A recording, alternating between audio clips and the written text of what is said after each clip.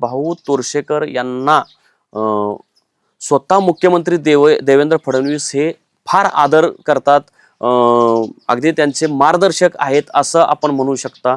भाऊ तोरशेकर त्यांच्या व्हिडिओच्या माध्यमातून, यूट्यूब चॅनलच्या माध्यमातून जे मुद्दे मांडतात त्यातून भाजप कार्यकर्त्यांना, भाजपच्या नेत्यांना एक प्रकारचं मार्गदर्शन मिळतं आणि बऱ्याचदा कानपिचक्याही मिळतात, बऱ्याचदा मार्गदर्शनही मिळतं।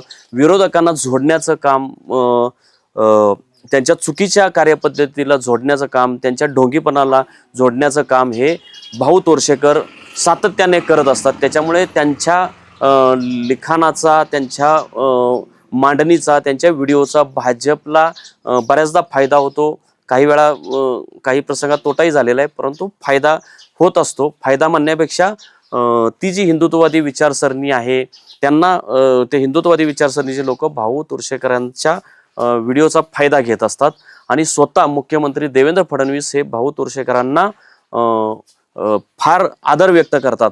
अगदी शरद पवार सुद्धा, म्हणजे आम्ही ज्यावेळी अंक काढला होता त्यावेळी मी शरद पवारांना तो अंक द्यायला गेलो होतो आणि त्याच्यात भाऊ तोरशेकरांचा लेख बघून शरद पवार स्वतः बोलले होते मला की भाऊंचा लेख वाचला पाहिजे, म्हणजे भाऊंच्या लिखाणाला किंवा त्यांच्या मांडणीला फार मोठा आदर या राजकीय विद्वान वगैरे ह्या क्षेत्रातील लोकांना फार आदर आहे भाऊंबद्दल।